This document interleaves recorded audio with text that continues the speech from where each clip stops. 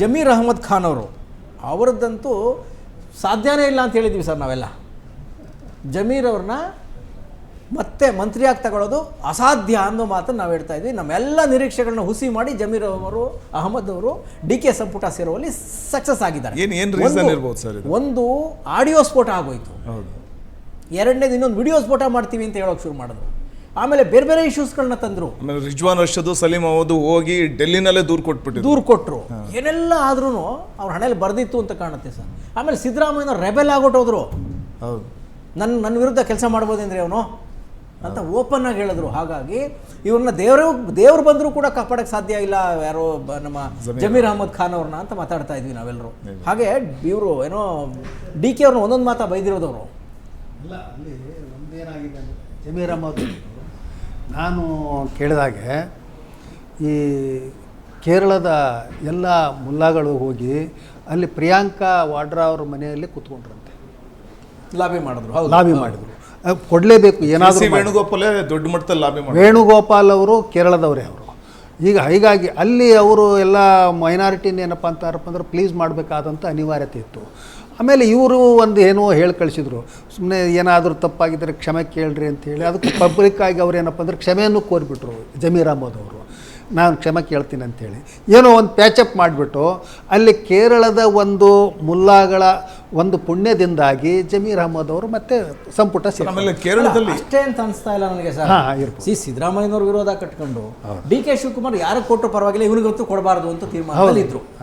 ಹಾಗಿರೋ ಸಂದರ್ಭದಲ್ಲಿ ಇದೆಲ್ಲ ಏನೋ ಹೈಕಮಾಂಡ್ ಏನೋ ಪಕ್ಷದ ಕ್ಯಾಂಡಿಡೇಟ್ ವಿರುದ್ಧನೇ ಕೆಲಸ ಮಾಡಿದ್ದಾರೆ ಅನ್ನುವ ಭಾವನೆ ಇದ್ದರೂ ಕೂಡ, ಅದೊಂದು ಆರೋಪ, ಗಂಭೀರವಾದ ಆರೋಪ ಇದ್ದರೂ ಕೂಡ ಇವರು ಸೇರಿದ್ದಾರೆ ಅಂತ ಹೇಳಿದ್ರೆ ಇಲ್ಲಿ ಬಹುಶಃ ಮುಖ್ಯಮಂತ್ರಿಗಳು ಏನೋ ಮನಸ್ಸು ಮಾಡಿರೋ ಥರ ಕಾಣ್ತಾ ಇದೆ. ತುಂಬ ಹಿಂದೆ ಒಂದು ಘಟನೆ ನಡೆದಿತ್ತು.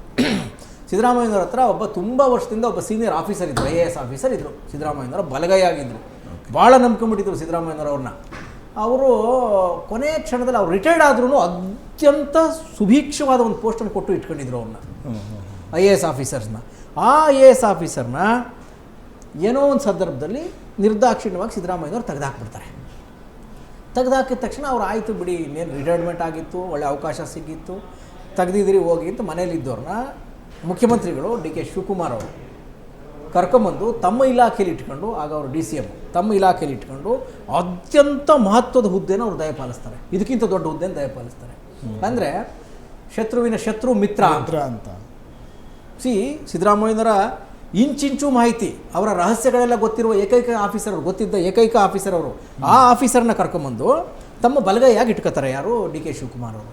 ಅದೇ ರೀತಿಯಾಗಿ ಯಾವಾಗ ಎಲ್ಲರ ಏನೋ ಅನಾದ್ರಿ ಆಗ್ಬಿಟ್ರು ಯಾರು, ನಮ್ಮ ಜಮೀರ್ ಅಹಮದ್ ಖಾನ್ ಅವರು, ಸಿದ್ದರಾಮಯ್ಯನವರು ಈಚೆ ಹಾಕ್ಬಿಟ್ರು. ಇವರು ಮೊದಲೇ DK ಪಾಳ್ಯದಿಂದ ಹೊರಗಡೆ ಇದ್ದರು, ಯಾವ ಲೀಡರ್ಗಳು ಅವ್ರ ಪರವಾಗಿ ಮಾತಾಡೋರೇ ದಿಕ್ಕಿಲ್ಲ. ಏಕಾಂಗಿ ಆಗಿರೋ ಸಂದರ್ಭದಲ್ಲಿ ಬಹುಶಃ DK ಶಿವಕುಮಾರ್ ಅವರೇ ಮನಸ್ಸು ಮಾಡಿ ಸಿದ್ದರಾಮಯ್ಯನವರ ಆ ಕಾಲದ ಬಲಗೈ ಬಂಟ ಒಂದು ಅವಕಾಶ ಕೊಟ್ಬಿಡೋಣ, ಅವ್ರಿಗೆ ಒಂದು ಸಹಾಯ ಮಾಡಿ ಬಿಟ್ಬಿಡೋಣ ಅಂತ, ಈ ಋಣವನ್ನು ಹೇಗೆ ತೀರಿಸ್ತಾರೆ ನೋಡೋಣ ಅಂತ. ಹಂಗಾದ್ರೆ ಅವಕಾಶ ಕೊಟ್ಟಿರುವ ಚಾನ್ಸಸ್ಗಳು ಇದೆ. ಯಾಕೆ ಅಂತ ಹೇಳಿದ್ರೆ ಮುಂದೆ ಫ್ಯೂಚರ್ ಇಟ್ಕೊಂಡಿರೋ ಏನೋ ಭವಿಷ್ಯದಲ್ಲಿ ಬೇರೆ ಬೇರೆ ಪ್ಲಾನ್ ಇಟ್ಕೊಂಡಿರೋ ಲೀಡರ್ಗಳು ಮಾಡೋದೇ ಹೀಗೆ. ಈ ರೀತಿಯಾಗಿ ಇವತ್ತು ಜಮೀರ್ ಅಹಮದ್ ಅವ್ರನ್ನ DK ಶಿವಕುಮಾರ್ ಅವರು ಪರಿಗಣಿಸಿ ತಗೊಂಡಿರೋದಿದೆಯಲ್ಲ, ಹೈಕಮಾಂಡ್ ಕನ್ವಿನ್ಸ್ ಆದರೂ ಇಲ್ವೋ ಗೊತ್ತಿಲ್ಲ, ಕೇರಳದ ಲೀಡರ್ಗಳು ಪ್ರಮೋಟ್ ಮಾಡಿದ್ರೋ ಇಲ್ವೋ ಗೊತ್ತಿಲ್ಲ. ಆದರೆ DK ಅವರಂತೂ ಈ ಒಂದು ಸ್ಟ್ರಾಟಜಿ ಆಧಾರದ ಮೇಲೆ ಅವ್ರನ್ನ ತಗೊಂಡಿರುವ ಸಾಧ್ಯತೆ ಕೂಡ ಇದೆ ಅಂತ ನನಗೆ ಅನ್ನಿಸ್ತಾ ಇದೆ ಸರ್.